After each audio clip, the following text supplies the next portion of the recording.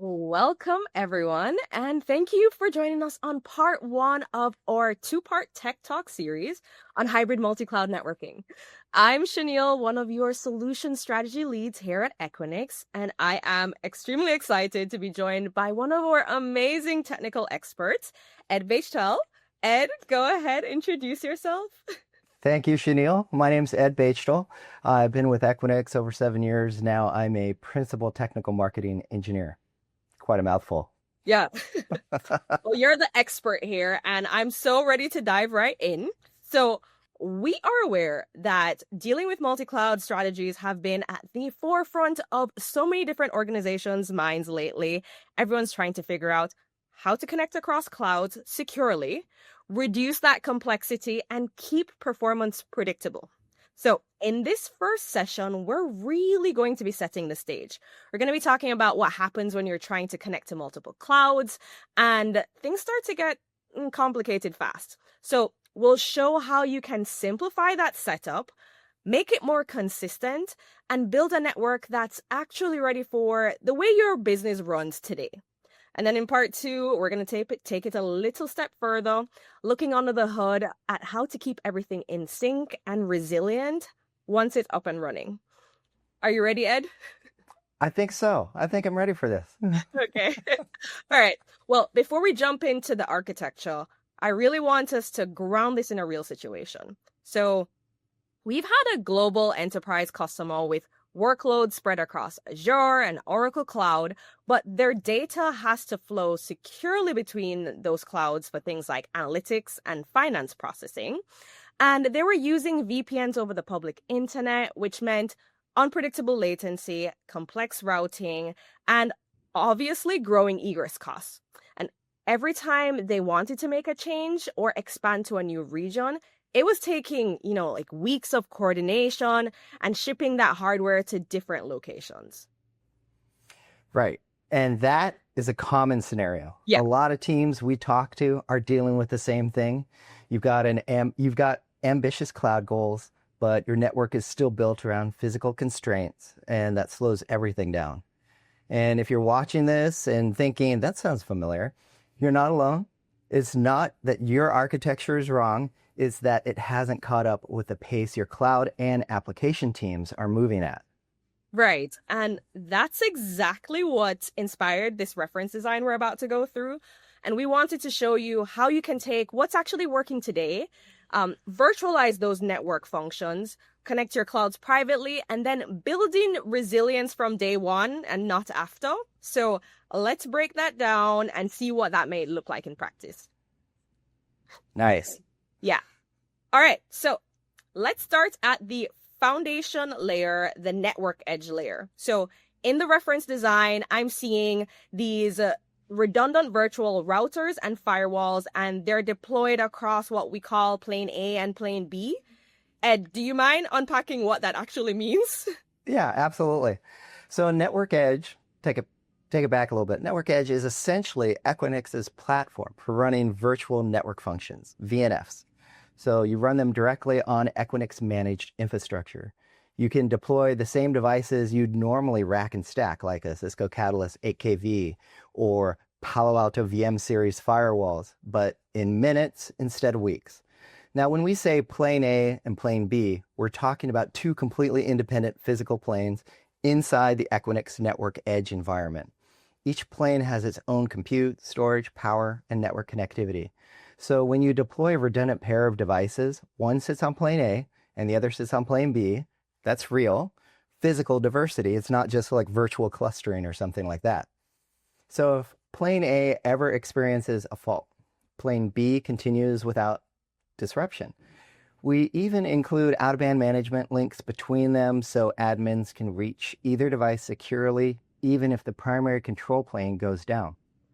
And that's actually a really important distinction, especially like for the architects watching, right? Because this isn't just two virtual machines running on the same host. You're getting this physical layer separation under the hood. And I like that you actually mentioned familiar vendors, because these are like the same routers and firewalls enterprises are already using today and they trust, and they just happen to be deployed virtually in these Equinix metros. So the learning curve should be fairly minimal, right?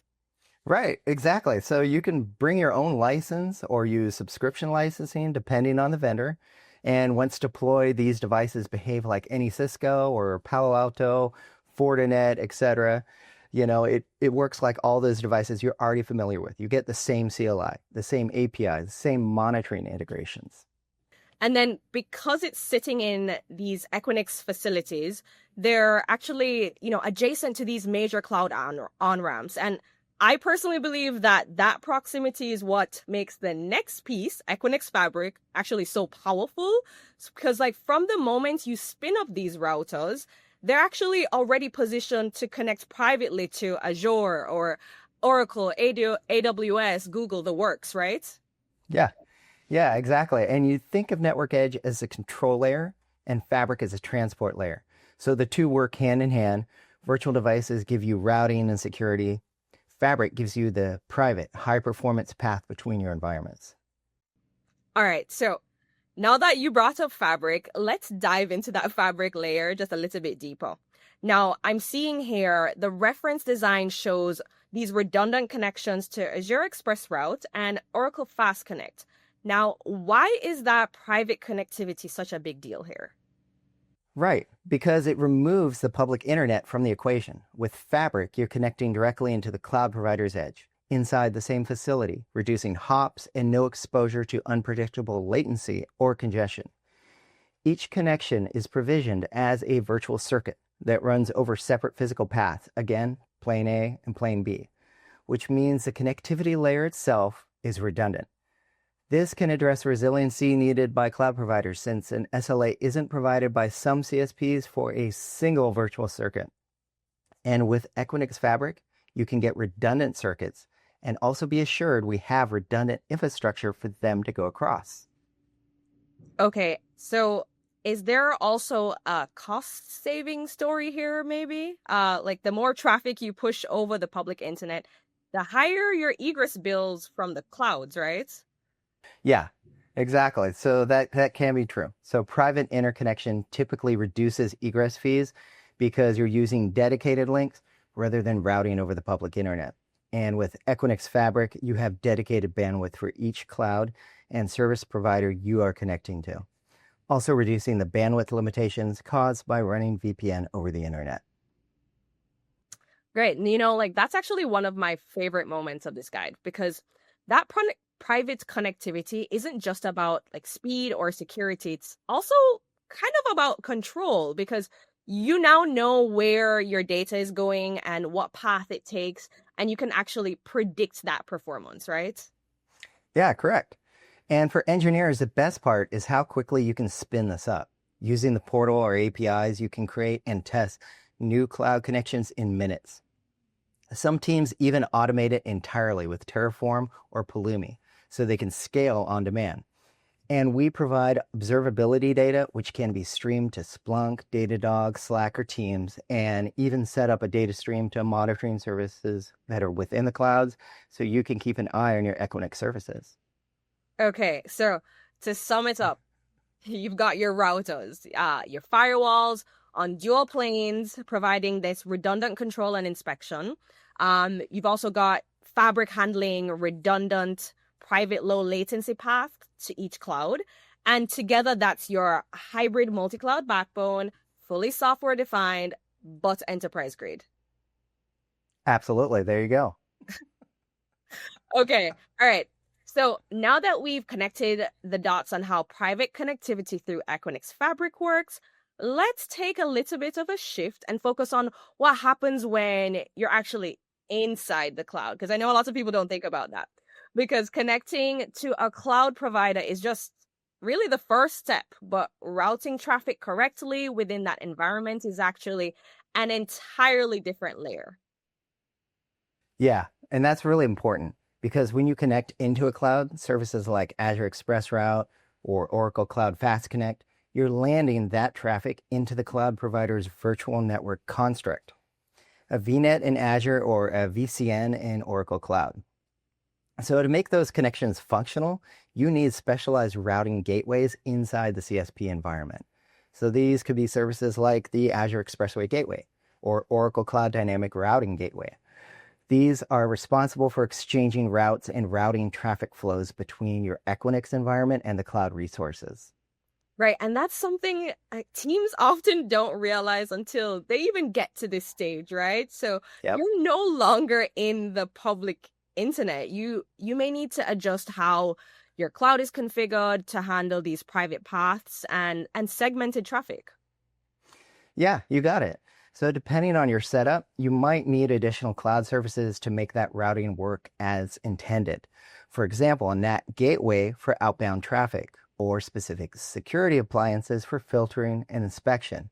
You may also have to redesign how your network is segmented within the cloud to ensure the traffic flows securely between workloads. And that's where cost can actually come into play too, right? Because once you start adding gateways and NAT functions and segmentation, there may be these like incremental charges from the cloud provider that customers should also be factoring in. Exactly right. So it's definitely something you want to plan for. Each cloud handles private routing and egress differently, and those associated gateway and service fees can vary. So this is really more for awareness and design planning. You'll need to ensure network engineers understand the cloud native components that are required once you've established those private connections through the fabric. Okay, great call out because while Equinix enables the private path and the performance, the configuration inside the cloud is fully within the customer's control. So you have to ensure your environment from routing to security to user access aligns with that new architecture. Yep. So you have to think of it as two halves of the puzzle. Equinix gives you the private interconnection and platform level redundancy, while your team manages how the private connectivity integrates with your existing cloud environment. All right. So to recap, once your private connectivity is in place, make sure you're accounting for the cloud side routing and network services that complete the path. So whether that's gateways, NAT, segmentation, or security layers, those are these essential things to getting traffic to flow the way you expect it to, right? Exactly. You got it. Okay, so to bring it all together, what this reference design really shows us is that hybrid multi-cloud networking doesn't have to be complex, but when you combine virtual network functions or virtualized network functions with private connectivity and that multi-layer redundancy, you get the kind of flexibility and control that used to take months of planning and deployment. Yes. So the combination of Network Edge and Equinix Fabric gives you a consistent cloud adjacent foundation for managing your multi-cloud and service provider connectivity. You can deploy routers and firewalls in minutes and connect to multiple clouds privately and know that the entire environment is built with physical and logical diversity from the very beginning. Yes, from the very beginning. That's what's most powerful here. It's not just this conceptual design, it's something teams can actually even replicate. So whether you're connecting to two clouds, five, or even extending to a new region, the architecture scales seamlessly and it's actually designed for change. Exactly right. And because everything is software defined, teams can iterate fast. You can start small, maybe a single pair of routers, and once you've proven the setup, scale it globally without re-architecting from scratch. Thanks, Ed. I really appreciate you breaking this down for us. And, audience, as we are moving into part 2, we're going to be taking a deeper dive in what keeps this entire setup actually in sync and resilient behind the scenes. So we're going to be talking about device link groups or DLGs, handle layer 2 communication between redundant devices across planes and metros, and how to bring your own connection ports and extend your reach into private environments through network service providers. Yeah, and that's where you really see the inner workings of this design, how the active and standby devices exchange state, how HA traffic is managed, and how external circuits tie it all together. It's the connective tissue that makes the architecture bulletproof. All right, looking forward to it. Thank you for joining us for part 1. We'll see you in the next session.